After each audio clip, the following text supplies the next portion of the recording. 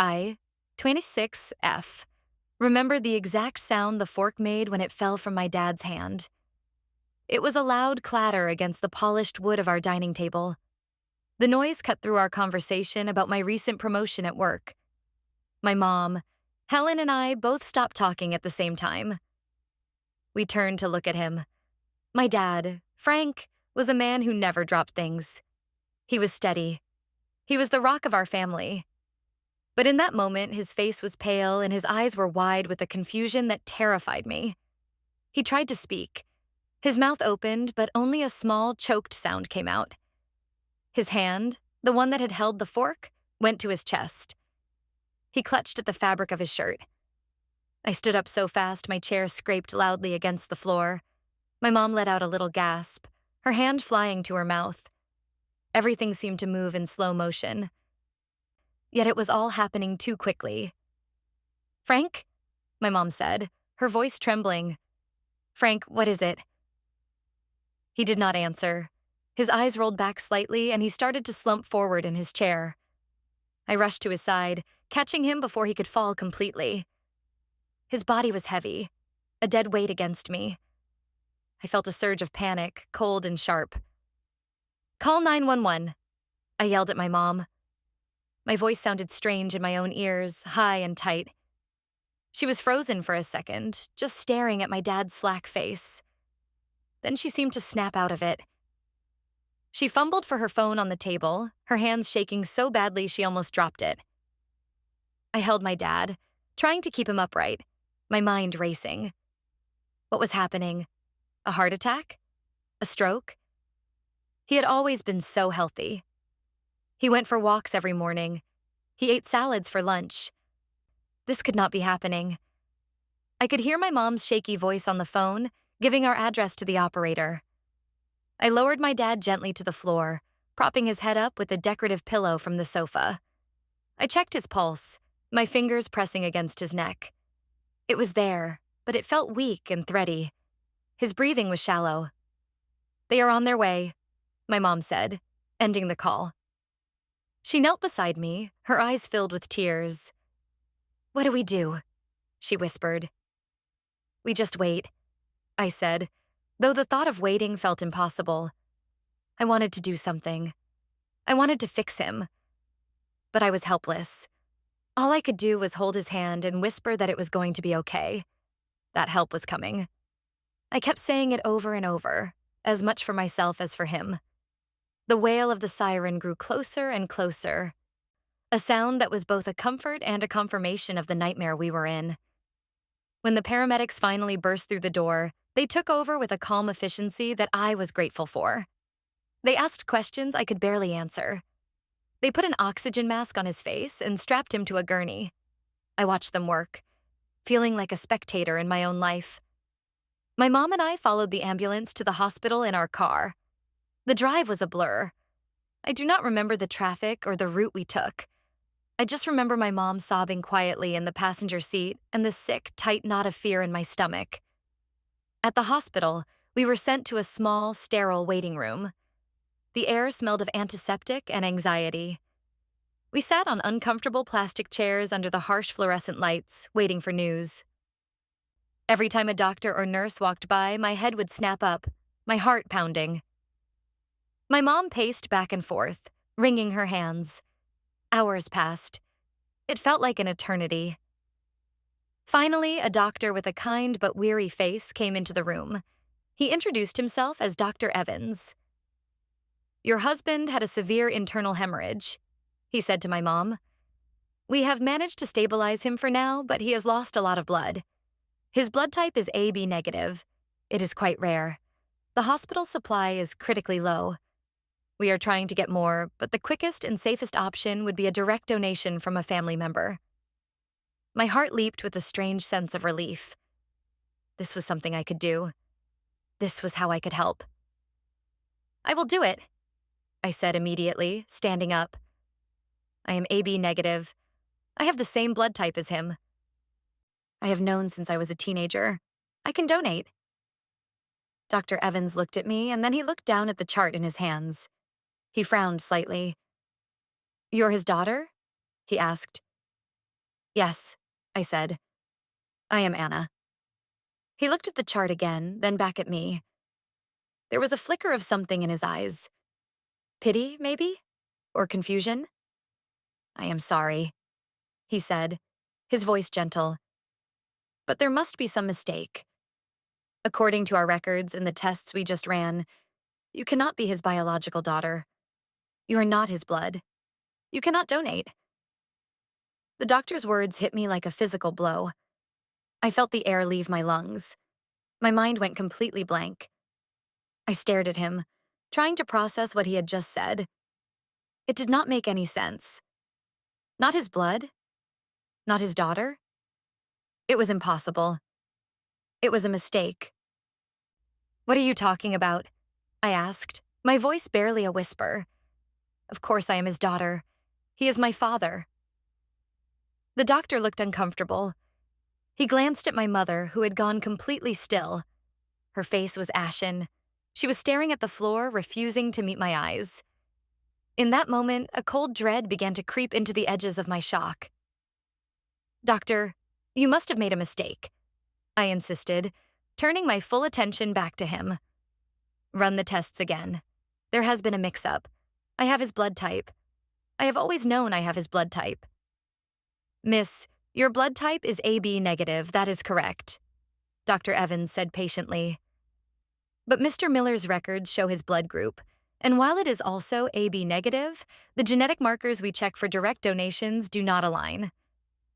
I cannot go into the specifics due to privacy regulations, but I can assure you our tests are accurate.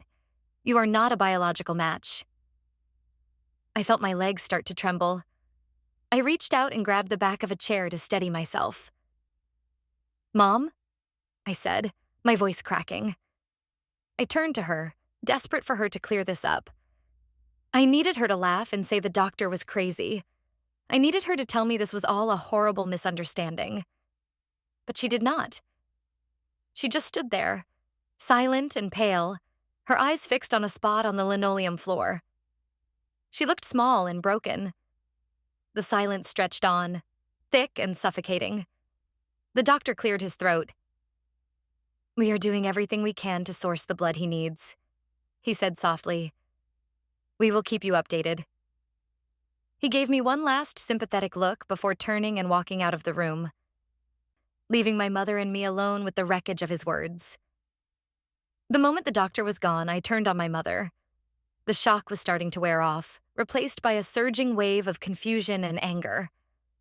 Mom, what was he talking about? I demanded. Tell me he is wrong. Tell me this is some kind of hospital error. She finally looked up at me. Her eyes were filled with a pain so deep it stole my breath. But there was something else there too. Guilt. It was unmistakable. My heart sank. I knew, even before she spoke, that the doctor was not wrong. Anna, please, she whispered, her voice hoarse. Not now. Your father... No, I said, shaking my head. I could feel the tears starting to well up in my eyes, hot and angry. Now. Right now. What did he mean? Is he not my father? The question hung in the air between us. Ugly and impossible. My mother flinched as if I had slapped her. She wrapped her arms around herself, a protective gesture. It is complicated, she mumbled, looking away again. Complicated? I echoed, my voice rising. What is complicated? You are my mother. He is my father. I am your daughter. That is not complicated. So what was that doctor saying? She started to cry then, silent tears streaming down her cheeks. I never wanted you to find out this way, she sobbed. I never wanted to hurt you. Hurt me? I said, a bitter, hysterical laugh escaping my lips. You think this is just hurting me? My whole life is a lie. The man lying in that hospital bed, the man I call Dad, he is not my father? Is that what you are telling me? She nodded, a small, jerky movement. She could not even say the words. I felt like the floor had dropped out from under me. I stumbled back and sank into one of the plastic chairs. My head was spinning. I could not breathe. My father. My dad. The man who taught me how to ride a bike. The man who read me bedtime stories every single night. The man who held me when I cried over my first heartbreak. He was not my father. The words echoed in my head, a cruel and relentless mantra. Not his blood. Not his daughter. I looked at my mother, this woman I thought I knew. She was a stranger to me now, a stranger who had built my entire life on a foundation of lies. The anger was so intense it made me feel sick. Who? I asked, my voice flat and cold. Who is my biological father? She shook her head, wiping at her tears with the back of her hand. It does not matter, Anna. Frank is your father. He raised you. He loves you. That is all that matters. Do not tell me what matters, I snapped, my voice shaking with rage. Does he know? Does Dad know that I am not his? She hesitated for a long moment. No, she said finally, her voice so quiet I could barely hear her. He does not know. He has never known. The betrayal was a physical pain, a sharp stabbing in my chest. She had not just lied to me, she had lied to him too. For 26 years, she had let him believe I was his daughter. She had let him love me, raise me, provide for me, all under a false pretense. The thought of it made me want to be sick. How could you? I whispered, the words raw with pain. How could you do that to him? How could you do that to me? I loved him, she said, as if that explained everything. I was young and I made a mistake. I was scared. I did not want to lose him. And when you were born, he loved you so much. I could not tell him. It would have destroyed him. It would have destroyed everything. So you just decided to lie? I said, my voice dripping with disbelief. For my entire life? You built our family on a lie? I did it to protect us, she insisted, her voice gaining a little strength. I did it to give you a good life, a stable family. Frank is a good man. He is a wonderful father.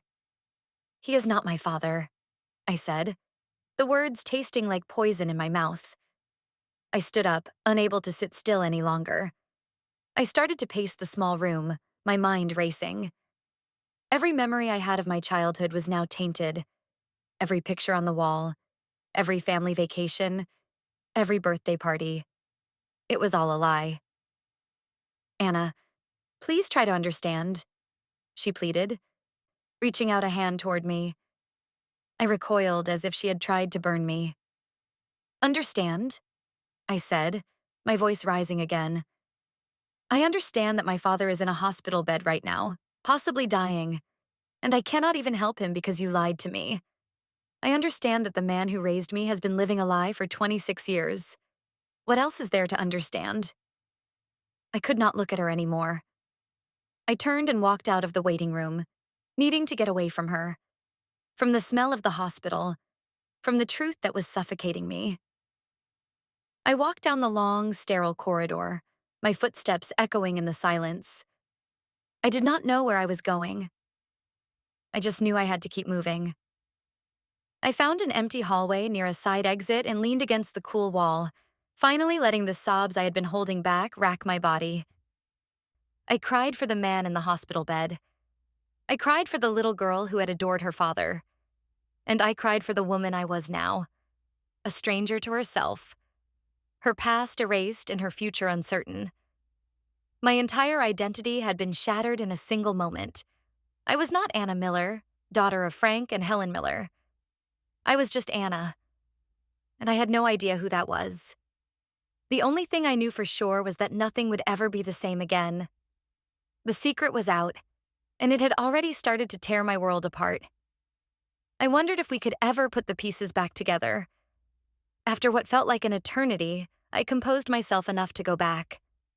I could not leave him. No matter what the truth was, Frank was the only father I had ever known. I needed to be there for him. When I returned to the waiting room, my mother was sitting exactly where I had left her, staring into space. The anger was still there, simmering just below the surface, but it was overshadowed by my worry for my dad. Any news? I asked, my voice devoid of emotion. She shook her head. No, nothing yet. We sat in silence. The chasm between us felt vast and uncrossable. I kept replaying the doctor's words in my head. Not his blood. I looked at my hands, at my face in the reflection of the darkened window.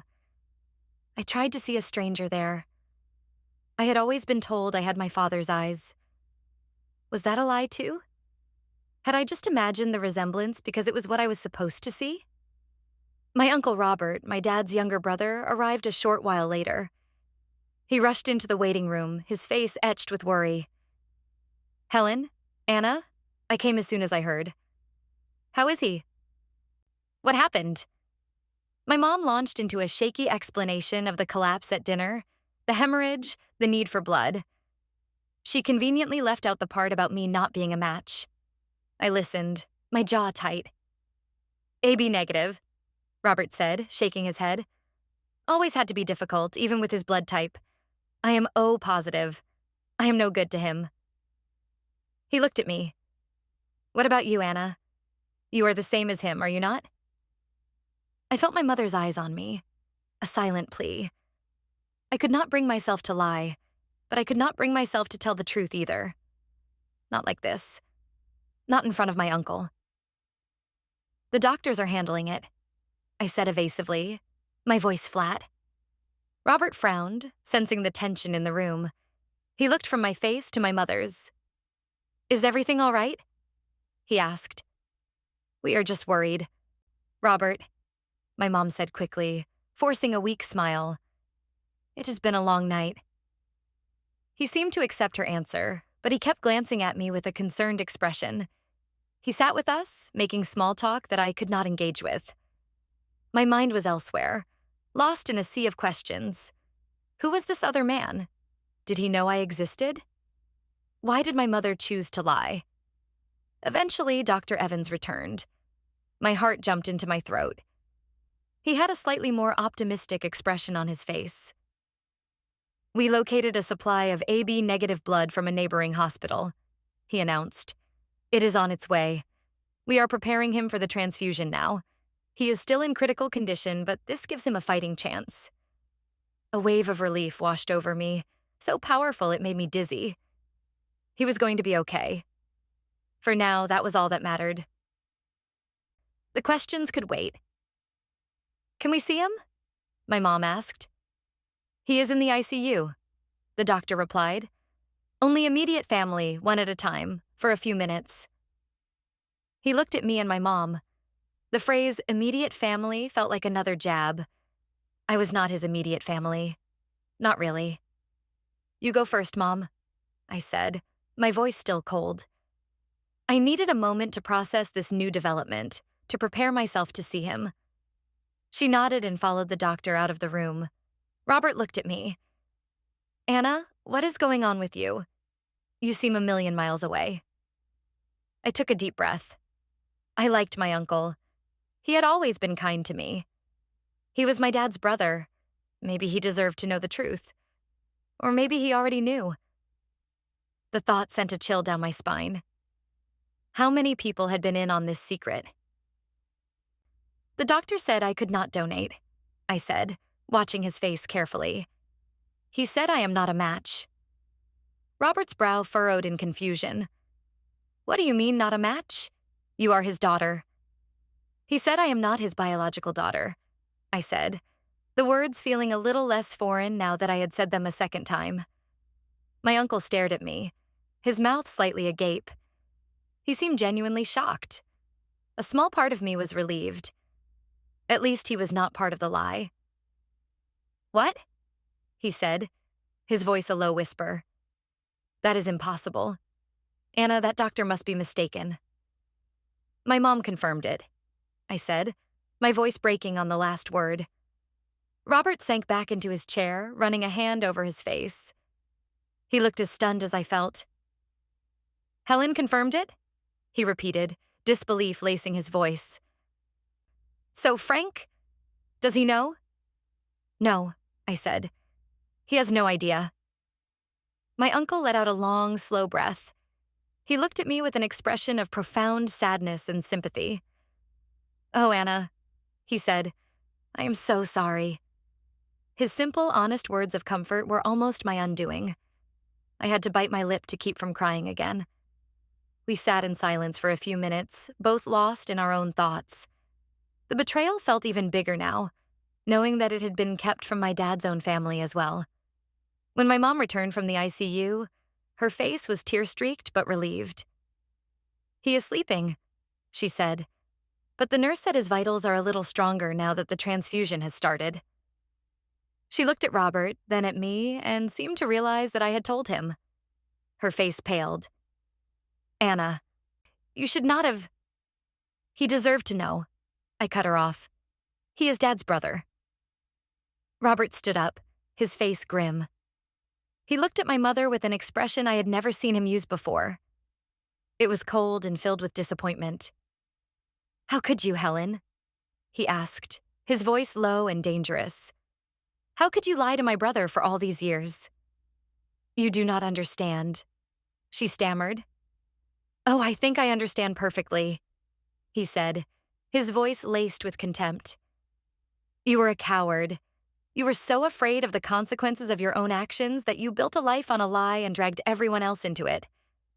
My brother, that good, honest man, deserved better than that. And Anna certainly deserved better than that." He did not wait for her reply. He turned to me. "I am going to get some air," he said, his voice softening. "Call me if there is any change." He walked out of the waiting room, leaving my mother and me alone once again. She looked crushed by his words, but I could not find it in me to feel any sympathy for her. He was right. We all deserved better. "It is my turn to see him," I said, standing up. I walked towards the ICU, not looking back at her. Seeing my dad lying in that hospital bed was one of the hardest things I have ever had to do. He looked so small and frail, lost in a tangle of wires and tubes. His face was still pale, but his breathing seemed deeper, more even. I stood by his bedside, gently taking his hand in mine. His skin felt cool to the touch. "Hey, Dad," I whispered, my voice thick with emotion. "It is me, Anna. I am here. You just need to rest and get strong again, okay? We need you." I looked at his face, searching for the familiar features. My eyes, his nose, our shared smile. I had always taken our resemblance for granted. Now, I questioned it. I felt like a stranger looking at another stranger. But as I held his hand, a wave of love for him washed over me, so fierce and powerful that it eclipsed all the confusion and anger. He was my dad. Blood did not change that. He had raised me, loved me, and supported me every day of my life. He was the one who had been there for me, always. That was real. The lie was my mother's, not his. In that moment, I made a promise to myself. I would not let her secret destroy the bond I had with him. He was my father, and I would not lose him. Not to this illness, and not to this lie. I stayed with him until the nurse gently told me that visiting time was over.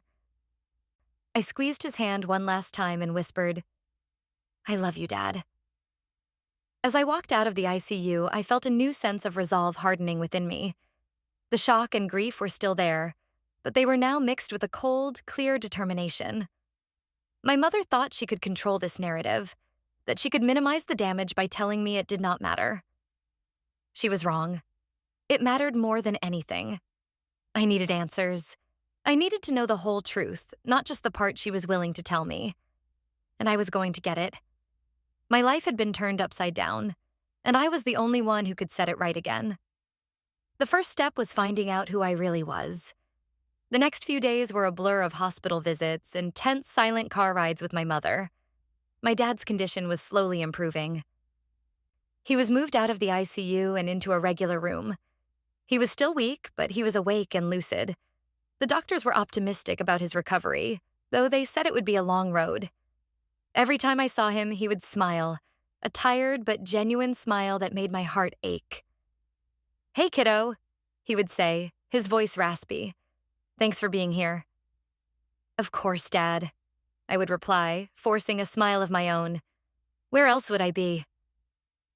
It was agony to sit by his bed, making small talk, pretending that everything was normal. I wanted to scream the truth at him. I wanted to tell him everything, but I could not. He was still too fragile. The shock could kill him.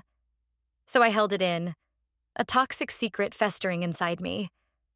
My mother and I had established an unspoken truce. We did not talk about it. We acted like a normal, worried family for the benefit of the hospital staff and for my dad. But the moment we were alone, the silence was deafening.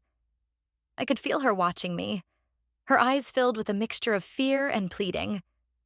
She was waiting for me to break, to either forgive her or explode. I did neither. I treated her with a cool, polite distance that seemed to unsettle her more than my anger had.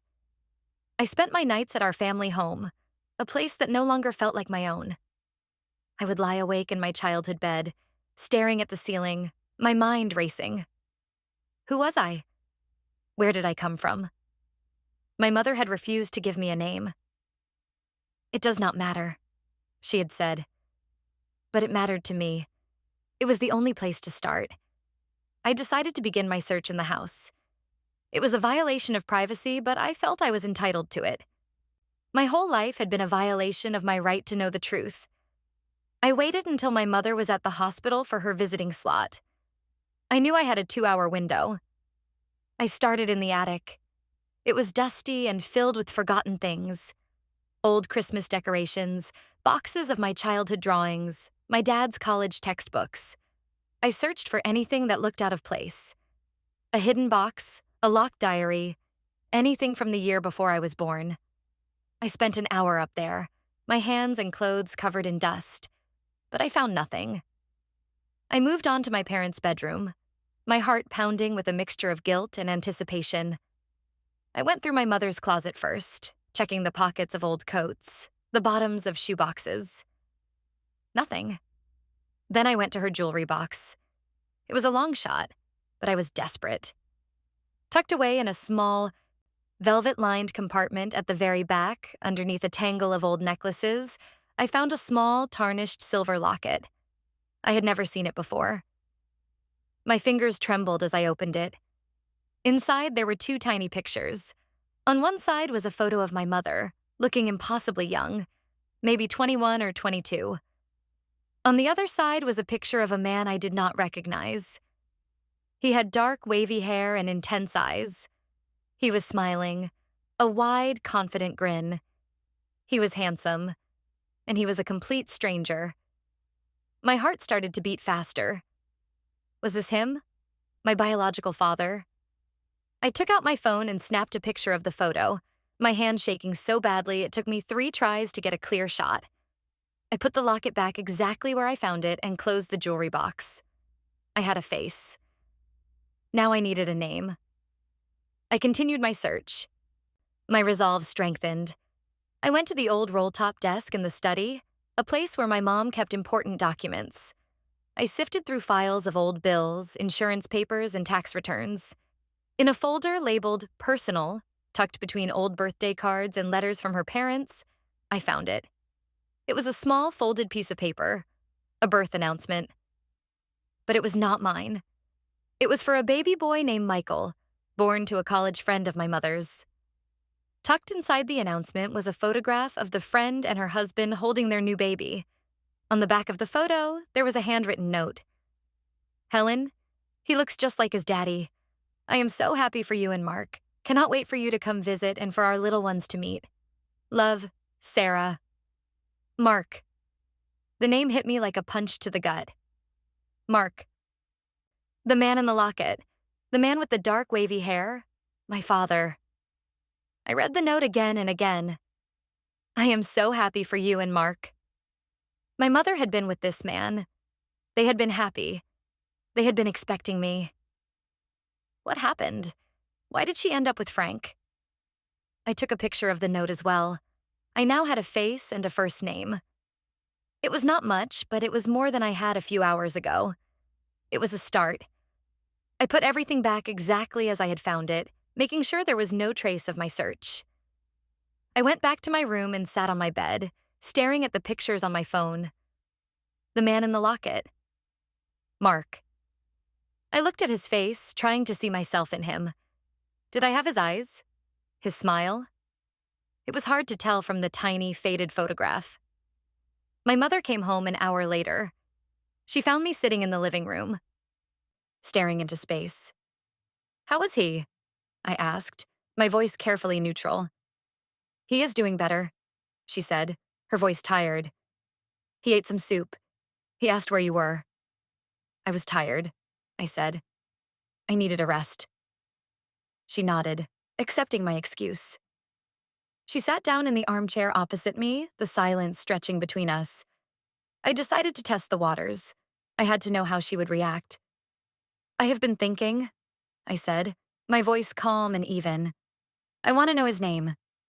My mother stiffened. Her face, which had been soft with worry for my dad, hardened.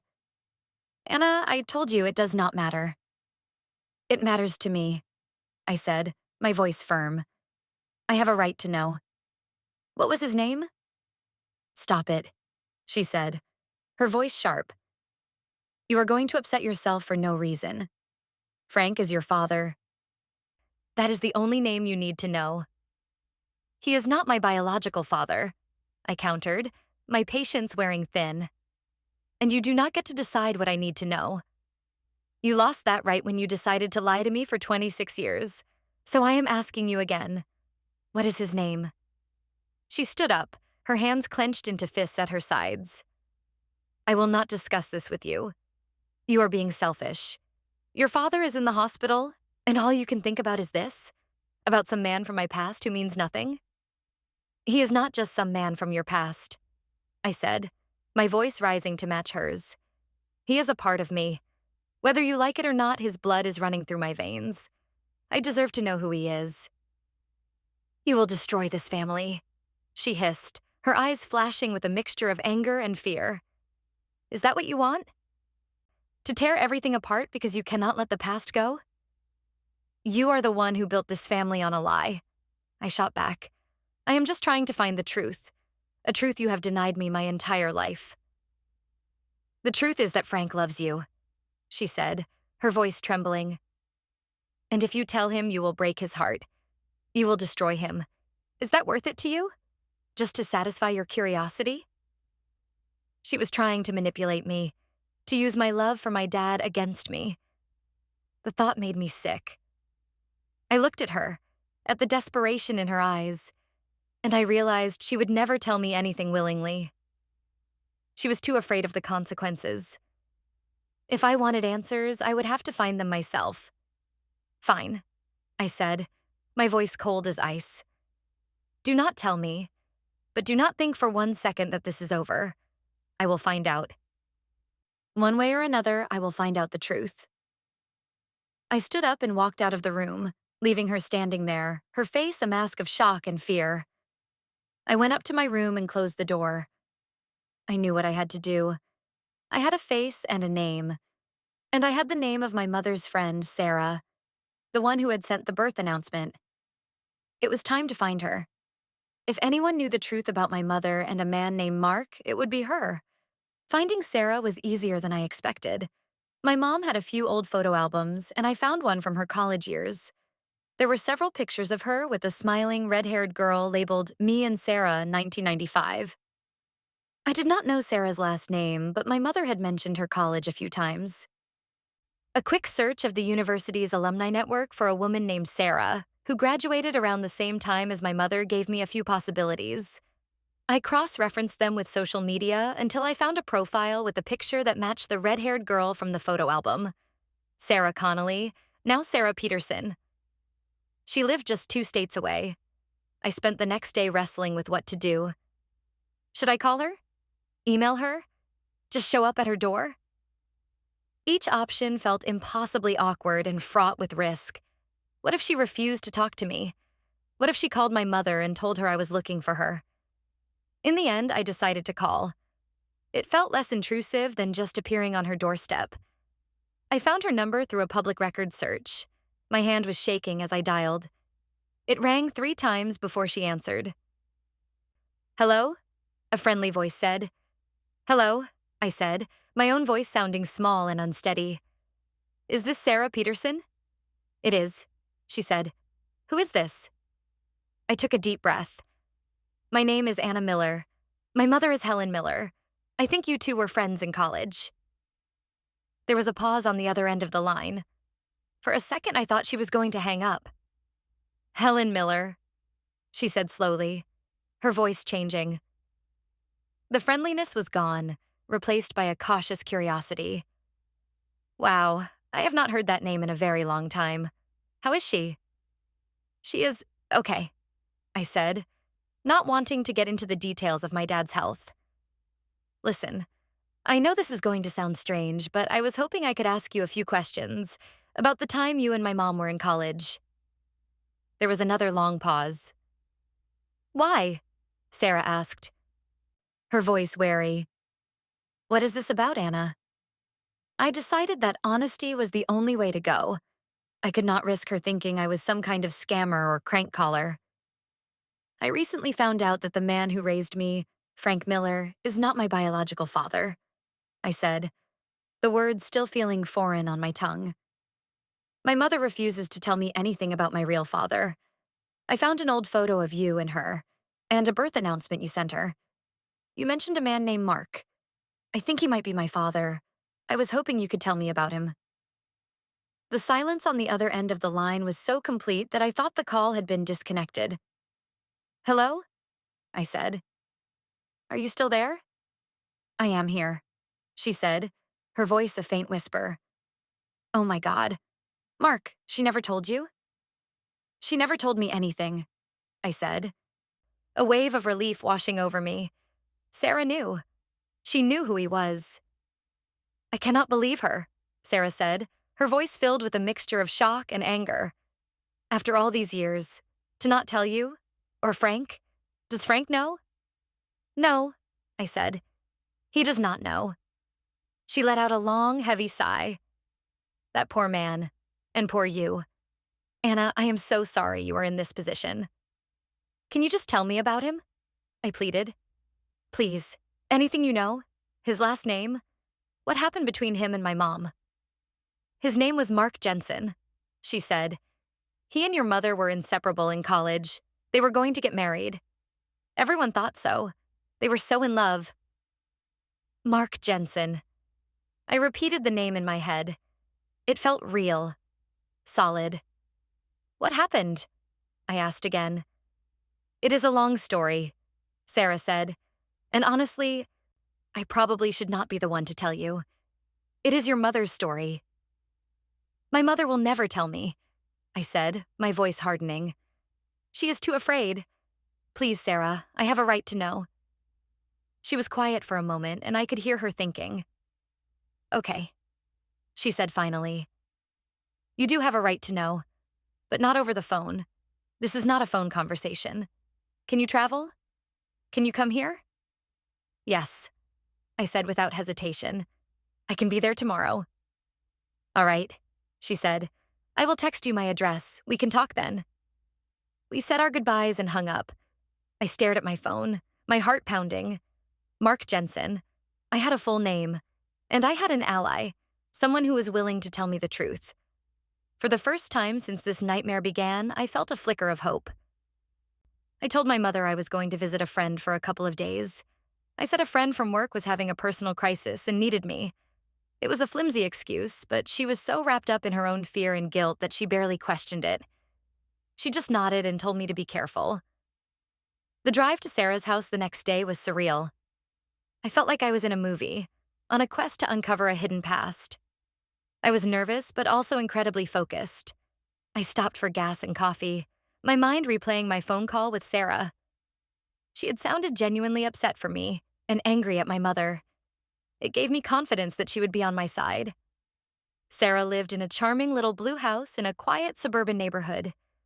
When I pulled into the driveway, she was already waiting for me on the front porch. She was older now, of course, with a few laugh lines around her eyes, but she had the same warm smile and vibrant red hair from the college photograph. She gave me a hug, a surprisingly comforting gesture from a woman I had never met. Anna, she said, pulling back to look at me. Wow, you look just like him. Her words sent a jolt through me. I do? The eyes, she said, nodding. You have Mark's eyes. She led me inside and made us some tea. We sat at her kitchen table, and for a few minutes, we just made small talk. She asked about my job, about where I grew up. It was a gentle way of easing into the heavy conversation that we both knew was coming. Finally, she took a deep breath. Okay, she said. Where do you want me to start? The beginning, I said. Tell me everything you know about my mother and Mark Jensen. And so she did. She told me about how my mom and Mark had met in a literature class their sophomore year of college, how he was smart and funny and passionate, and how my mother had been completely smitten with him. They were the golden couple on campus. They talked about the future, about getting married, about having a family. Your mom got pregnant in the spring of our senior year, Sarah said, her voice soft. She was scared, of course, but she was also happy. And Mark was ecstatic. He was so excited to be a father. He had already bought a tiny pair of sneakers for you. He carried them around in his pocket for weeks. The image of this man, this stranger who was my father, carrying baby shoes in his pocket for me, made my throat tighten. So what went wrong? I asked, my voice thick. Sarah's expression darkened. Your grandmother? She said. Her voice filled with disdain. Helen's mother. She never approved of Mark. His family did not have money. He was going to be a writer, which she thought was a completely impractical profession. She had always wanted Helen to marry someone stable, someone with a good career, someone like Frank. I vaguely remembered my maternal grandmother who had passed away when I was a child. She had always been a stern, imposing woman. Frank was an old family friend, Sarah explained. He was a few years older than us.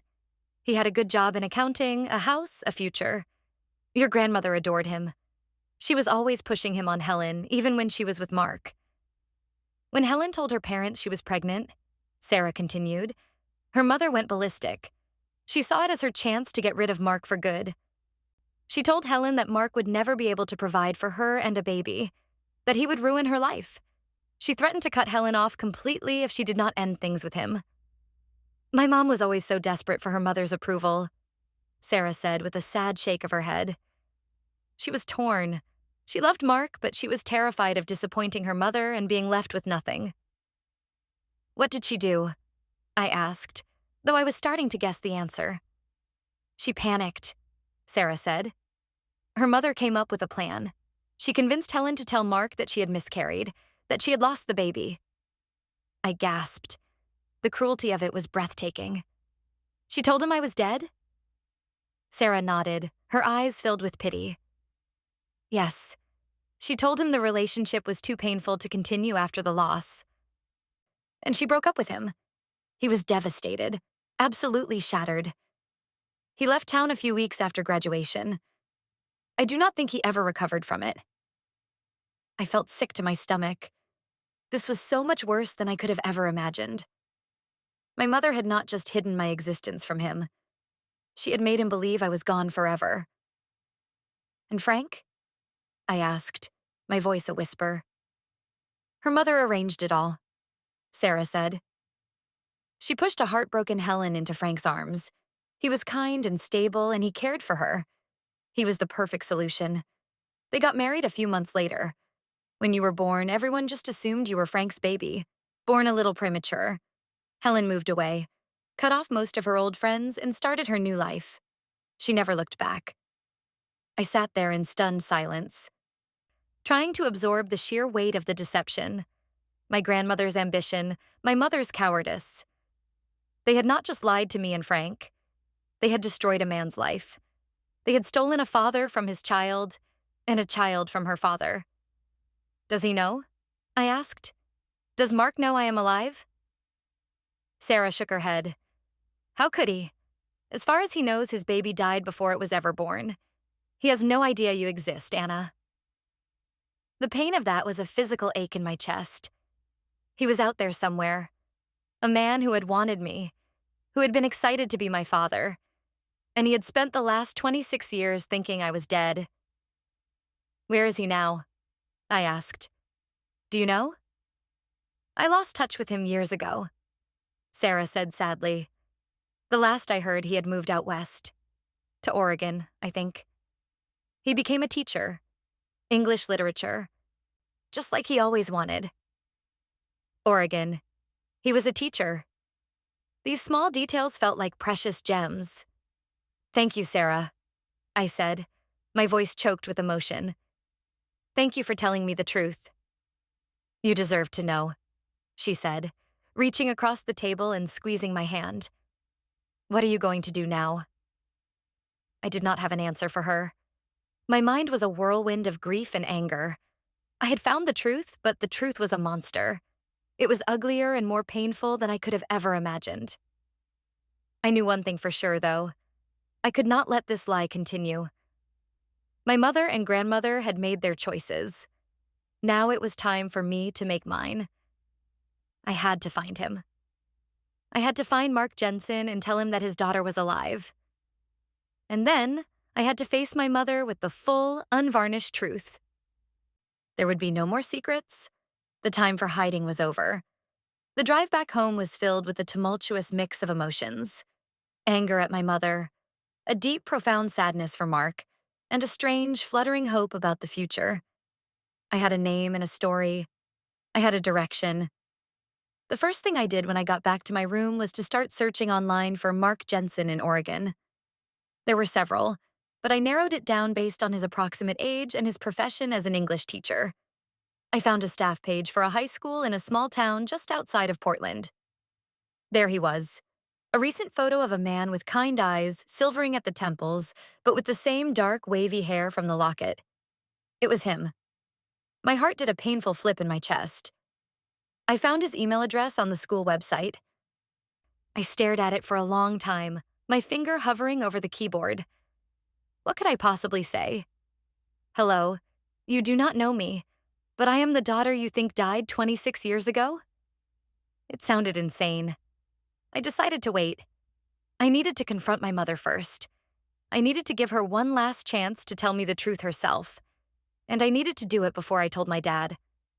I could not let him find out from anyone but me, and I needed to be armed with the full story when I did. I found my mother in the kitchen, making a pot of tea. She looked up when I came in, her expression a mixture of relief and anxiety. You're back, she said. How is your friend? She is fine, I said, my voice flat. I sat down at the kitchen table, my hands clasped in front of me to keep them from shaking. We need to talk. She sighed, her shoulders slumping. She knew this was not about my friend. She poured 2 cups of tea and sat down opposite me. Anna, I thought we agreed. We agreed on nothing. I cut her off. I went to see your old friend, Sarah Peterson. The color drained from my mother's face. She looked like she had been struck. You what? She whispered. I needed answers, and you were not giving me any, I said, my voice cold and steady. So I found someone who would. She told me everything, Mom. About Mark Jensen. About my grandmother. About the lie you told him. My mother started to tremble. She wrapped her arms around herself, her eyes wide with panic. She had no right, she stammered. That was private. Private, I said, my voice rising with disbelief. You ruined a man's life. You lied to your husband for 26 years. And you kept my own father from me, and you call that private? It is not private. It is a crime. You do not understand what it was like, she said, her voice pleading. My mother, she was so controlling. I was so scared. I was just a kid. You were a grown woman, I retorted. You made a choice, and you kept making that choice every single day for 26 years. Every time you looked at me, every time you looked at Dad, you chose the lie. I did it for you, she cried, the tears finally starting to fall. I did it to give you a good life, a stable home. Frank was a good father to you. Frank is a good man who you have been deceiving his entire married life, I said, my voice shaking with rage. And Mark wanted to be my father. Sarah told me he was excited. She told me he carried baby shoes in his pocket for me. You did not just lie to him, you made him grieve for a child who was not even dead. How could you be so cruel? She flinched, the words hitting their mark. She buried her face in her hands, her shoulders shaking with sobs. I know, she choked out. I know it was wrong. I have lived with the guilt every single day of my life.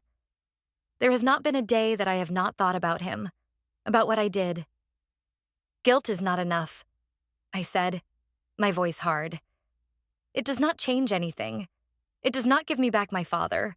It does not give him back his daughter. I stood up, unable to look at her any longer. Her tears did not move me. All I could see was the mountain of lies she had built around us. Dad is coming home from the hospital in 2 days, I said, my voice low and determined. We are going to tell him the truth. You and me. Together. And then I am going to find Mark Jensen. I am going to contact him. Her head snapped up, her eyes wide with terror. No, she said. Anna, you cannot. It will destroy everything. It will destroy Frank. The lies have already destroyed everything, I said. We are just finally dealing with the fallout. You do not get a say in this anymore. This is what is happening. You can either be there with me when I tell Dad, or I will do it myself. But he is going to know the truth. He deserves that much. She stared at me, her face a mess of tears and desperation. She saw the resolve in my eyes. She knew I was not backing down. She had lost control of her secret, and it terrified her. Please, Anna, she whispered one last time. Do not do this. It is already done, I said. I turned and walked out of the kitchen, leaving her to drown in the consequences of her own choices. I felt no pity. I only felt a grim sense of purpose. The truth was coming, whether she was ready for it or not. The day my dad came home from the hospital was one of the most stressful days of my life. My Uncle Robert helped me get the house ready, making sure the downstairs guest room was set up for him so he would not have to climb the stairs. My mother moved around the house like a ghost, her face pale and drawn. She had not argued with me again. She had simply retreated into a silent, fearful shell. Frank was weak, but in good spirits. He was so happy to be home. Seeing him sitting in his favorite armchair in the living room, a blanket over his lap, felt both wonderful and terrible. He was home. He was safe. But I knew I was about to shatter his world. I waited until that evening, after my uncle had gone home. My mother, my dad, and I were sitting in the living room. The television was on, but no one was watching it. The air was thick with unspoken tension. I took a deep breath and turned off the TV. The sudden silence was jarring. My dad looked at me, a question in his eyes. What is it, kiddo? He asked. I looked at my mother. It was her last chance. She just stared at her hands, her whole body trembling. She was not going to do it. She was too much of a coward. It was up to me.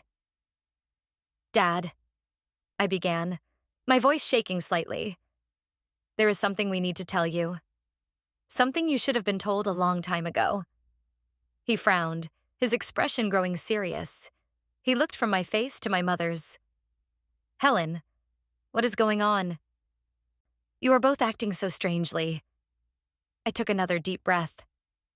When you were in the hospital, I said, my voice gaining strength. They needed a blood donation for you. I offered, but they told me I could not do it. They said I was not a match. Frank looked confused. Not a match? What does that mean? A hospital error? No, I said, my eyes welling up with tears. It was not an error. Dad, the reason I was not a match is because you are not my biological father. The words hung in the air, heavy and poisonous. My dad stared at me, his face completely blank. He did not seem to be processing what I was saying. He looked at my mother for an explanation. Helen? He said, his voice a low whisper. What is she talking about? My mother finally broke. She let out a choked sob. "It is true, Frank," she whispered, her voice barely audible. "I am so sorry. I am so, so sorry." The color drained from my dad's face. He looked like he had been physically struck. He leaned back in his chair, his hand going to his chest in a gesture that sent a jolt of fear through me. But it was not another heart attack. It was the gesture of a man whose heart had just been broken. "No," he said, shaking his head slowly. "No, that is not possible. Anna is my daughter. I was there when she was born. I was already pregnant when we got married." My mother sobbed. "I was scared. I did not know what to do. I lied. I told you she was yours." My dad did not look at her. His eyes were fixed on my face, searching for something. An answer, a denial, anything. All he found were my tears. "All these years," he said, his voice raspy with disbelief. "Our whole life together. It has all been a lie." "I love you, Frank," my mother pleaded. "I have always loved you." "Do not," he said, his voice suddenly sharp and cold. He held up a hand to stop her. "Do not say that to me right now." He turned his attention back to me. His eyes, which had always looked at me with such love and pride, were now filled with a pain so profound it felt like a physical wound. "I am so sorry, Dad," I cried, the tears streaming down my face. "I just found out. I did not know. I would never have hurt you like this." He reached out a shaky hand towards me. "Come here, kiddo," he said, his voice thick with emotion. I rushed to his side, kneeling by his chair. He pulled me into a hug, his arms weak but his grip tight. I buried my face in his shoulder and sobbed. "It does not matter," he whispered into my hair, his own voice breaking. "Do you hear me, Anna? It does not matter. You are my daughter. You have always been my daughter. Blood does not change that. Nothing changes that." His words were a gift, a balm on my raw and wounded soul. He was not rejecting me. He was choosing me. Even in the face of this devastating betrayal, he was choosing to be my father. He held me for a long time, both of us crying. My mother sat across the room watching us, her sobs the only other sound in the room. Finally, he pulled back, his hands on my shoulders. He looked me in the eyes. "Who?" he asked, his voice quiet but firm. "Who is your father?" I took a shaky breath. "His name is Mark Jensen," I said. "He and my mom were together in college. She told him I had died in a miscarriage." My dad's face hardened. He looked over at my mother, and for the first time, I saw real, cold anger in his eyes. An anger I had never seen before. "You told him she was dead?" he said, his voice low and dangerous. My mother could only nod, her face buried in her hands. "Get out," he said, his voice flat. She looked up, her eyes wide with shock. "What?" "Get out of this house," he repeated, his voice gaining volume. "I cannot look at you right now. I want you to pack a bag and go to a hotel. Go to your sister's. I do not care. Just get out of my sight." "Frank, please," she begged, standing up. "Do not do this. We can talk about this." "There is nothing to talk about," he said, his voice like steel. "You have lied to me every single day for 26 years. You let me raise another man's child, believing she was my own. You stole the truth from me, from her, from him, our marriage, our life. I do not even know what was real. I need time. I need you to leave. Now." My mother stood there for a moment, her face crumbling. She looked at me, a desperate last-ditch appeal in her eyes. I looked away. I could not help her. She had done this to herself. Defeated, she turned and walked out of the room. A few minutes later, we heard her footsteps on the stairs, and then the sound of the front door opening and closing. She was gone. The silence she left behind was heavy. My dad leaned his head back against the chair, his eyes closed. He looked exhausted, older than he had just a few hours before. "Are you okay, Dad?" I asked softly. He opened his eyes and looked at me, a sad smile on his face. "No," he said honestly. "I am not okay. But I will be. We will be." He squeezed my hand. "What are you going to do now? About this? Mark Jensen?" "I have to find him," I said. "I have to tell him. He deserves to know." My dad nodded slowly. "Yes," he said. "He does." He paused, his expression thoughtful. "When you find him, tell him I did a good job. Tell him his daughter is the best thing that ever happened to me." His generosity, his grace in the face of such betrayal was overwhelming. My love for this man, the man who had chosen to be my father, was boundless. "I will, Dad," I whispered. "I promise." We sat together in the quiet living room, the house feeling both empty and more honest than it had in years. The secret was out. The family I had known was broken, but in its place, something new was beginning to form. A relationship with my dad based not on blood, but on a love that was strong enough to withstand even the most devastating truth. The road ahead was uncertain, but for the first time, I felt like I was walking on solid ground. I gave myself a week to help my dad settle in at home, to make sure he was eating and taking his medications. A week for the initial shock to wear off for both of us. My mother called a few times, but my dad refused to speak to her. I answered once. She was crying, asking me to talk to him, to make him understand. "I cannot do that," I told her, my voice weary. "This is between you and him. You need to give him space." She had tried to ask about Mark, about my plans, but I shut her down. "I will do what I think is right," I said, and then I ended the call. I was done with her manipulations, her attempts to control a situation she had created. During that week, my dad and I talked more than we had in years. We talked about his anger, his sense of betrayal. He was hurt deeply, but his anger was directed entirely at my mother, not at me. He kept repeating that I was his daughter, that nothing could change that.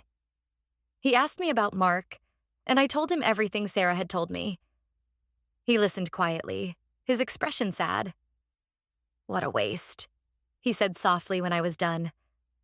So many lives wasted by one lie. Finally, after 7 days, I knew I could not wait any longer. I had the email address for Mark Jensen. I had drafted and deleted a dozen emails, none of them feeling right. In the end, I decided to keep it simple, direct, and honest. I wrote, "Dear Mr. Jensen, my name is Anna Miller. I was born on October 12, 1997. My mother's name is Helen Miller, formerly Helen Gable. I have reason to believe that you may be my biological father. I know this email must come as a complete shock. I have only just learned this information myself. I understand that my mother told you that she lost the baby she was carrying. That was not true. I am that baby. I do not want anything from you. I just felt that you had a right to know the truth. If you would like to talk, I am open to it. If not, I understand completely. Sincerely, Anna Miller." I read it over and over, my heart pounding. It was so blunt, so stark. But there was no gentle way to deliver this kind of news. I attached a recent picture of myself, so he would know I was real. Then, before I could lose my nerve, I hit send. The moment it was gone, I felt a wave of nausea. What had I just done? I had just dropped a bomb on a stranger's life. What if he was married? What if he had other children? What if he hated me for dredging up the past? The next 2 days were torture. I checked my email every 5 minutes, my stomach twisting into a knot every time a new message appeared. But there was nothing from him.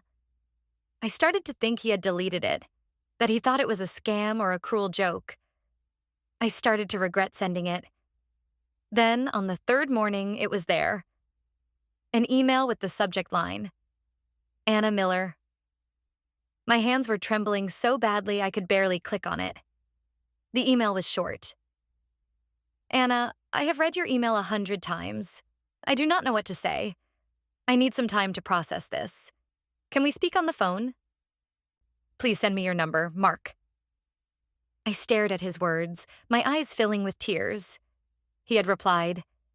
He believed me. I quickly typed out my phone number and sent it to him. He called less than 10 minutes later. My phone buzzed on the table, displaying an unknown number with an Oregon area code. I took a deep breath and answered. Hello? I said, my voice barely a whisper. Anna? A man's voice said. It was deep and gentle, but it was trembling slightly. It is Mark Jensen. Hi, I said, not knowing what else to say. There was a long silence on the other end of the line. I could hear him breathing, a shaky, uneven sound. I am sorry, he said finally, his voice thick with emotion. I do not have the words. For 26 years, I thought you were gone. I know, I said, my own tears starting to fall. I am so sorry. I only just found out. It is not your fault, he said quickly. None of this is your fault. He paused. I looked at your picture. You have my mother's eyes. I let out a small, watery laugh. That is what Sarah said. You spoke to Sarah? He asked. Yes, I said. She is the one who told me what happened. He was quiet for a moment. Helen, he said, his voice filled with a complex mix of old pain and disbelief. I cannot believe she would... Why? She said she was scared, I said, though the excuse felt hollow and inadequate. Scared, he repeated, the word flat and empty. He let out a long, heavy sigh. Anna, I need to see you. I know this is a lot to ask, but I need to see you in person, to know that you are real. Yes, I said without a moment's hesitation. I want that too. We made plans for me to fly out to Oregon the following weekend. He offered to pay for the ticket, but I refused. This was something I needed to do for myself. After we hung up, I sat in my kitchen, a strange mixture of terror and elation coursing through me.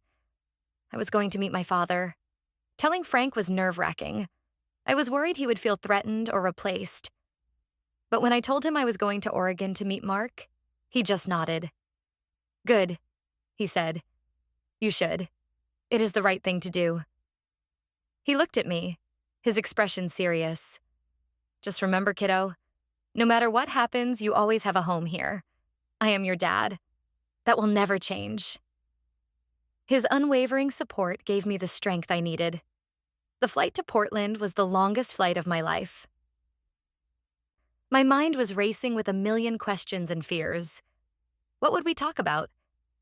What if we had nothing in common? What if he was disappointed in me? He was waiting for me at the airport just past the security gate. He was holding a small handwritten sign that just said, Anna. He looked older than his picture, more tired, but his eyes were just as kind. When he saw me, his face broke into a smile that was so full of wonder and disbelief that it made my heart ache. I walked towards him, my luggage forgotten behind me. We stood in front of each other for a long moment, just looking.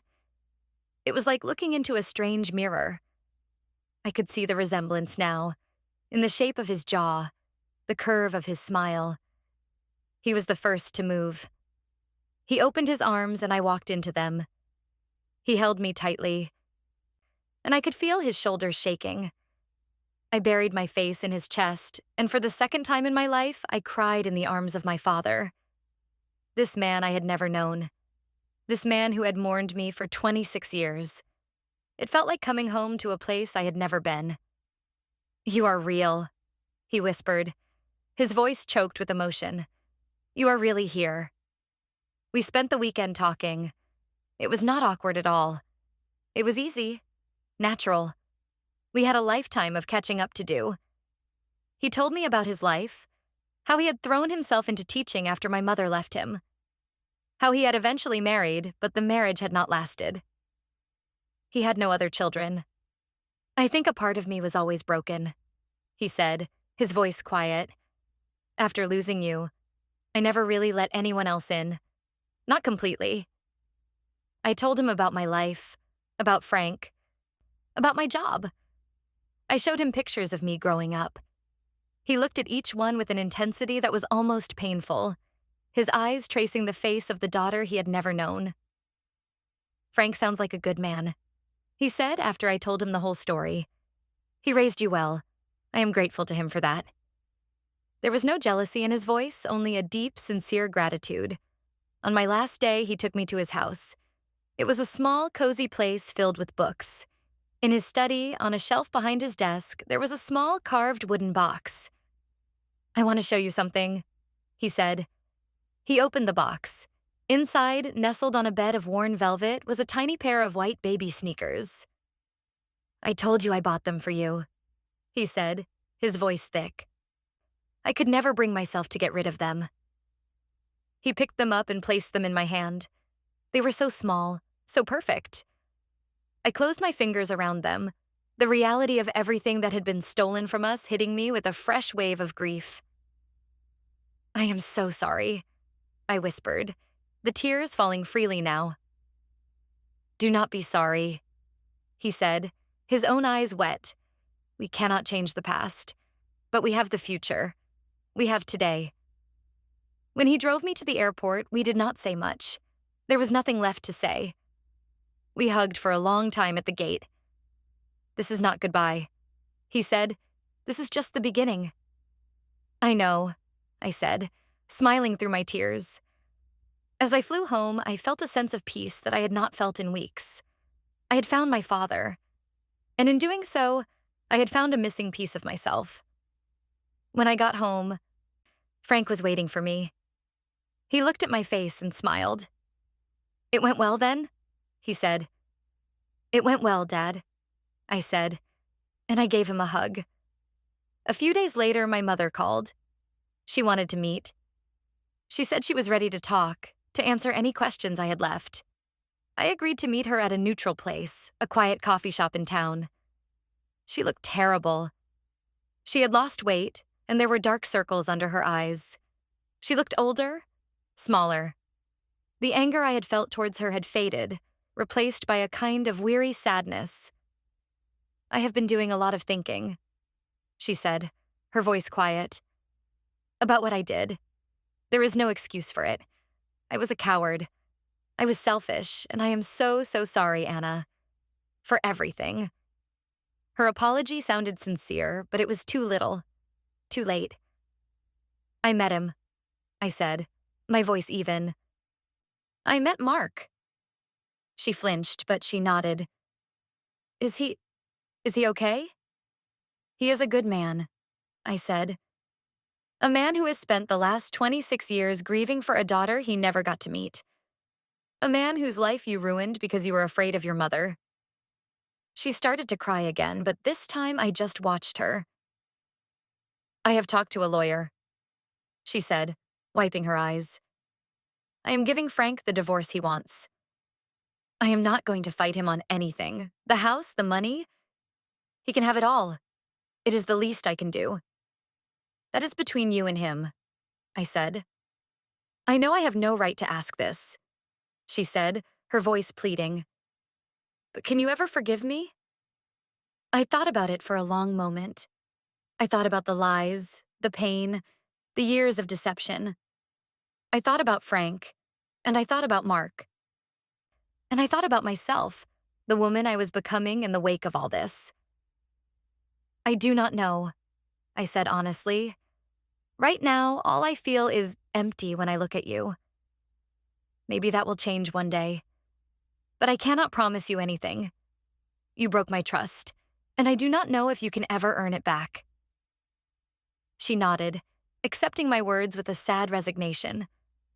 "I understand," she said. We sat in silence for another minute, and then I stood up. "I have to go," I said. I walked out of the coffee shop and did not look back. My relationship with my mother was broken, perhaps irreparably. But my relationship with my fathers, both of them, was stronger than ever. In the months that followed, a new kind of normal began to take shape. My mother moved into a small apartment on the other side of town. I saw her occasionally at holidays, for my dad's sake. It was polite but distant. The warmth was gone. My dad, Frank, recovered his strength. Our bond was deeper, more honest than it had ever been. We never had to pretend again. He was my rock, my constant, my dad in every sense of the word that mattered. And Mark? Mark and I built a new relationship, one email and phone call at a time. He came to visit for Christmas. It was strange at first, having him and Frank in the same room. But they were both good men, and they treated each other with a quiet respect, bound by their shared love for me. One evening, a year after it all happened, I was having dinner with Frank. We were at the same dining table where he had collapsed, but it no longer felt haunted. It was just a table. You know, he said, looking at me with a smile. I was so scared that night. Not just of dying, but of losing you. You could never lose me, Dad, I said, my voice soft. I know that now, he said. Family is not about blood. It is about love. It is about who shows up. And you, Anna, you always show up. I had lost the family I thought I had, but I had gained so much more. I had the unconditional love of two fathers. I had the truth. And I had a future that I was building on my own terms, a future free of secrets and lies. It had been a painful journey, but I had come out the other side stronger and more myself than I had ever been before. They had tried to build my life on a lie, but in the end, it was the truth that set me free. The truth had cost them everything. It had given me a new beginning,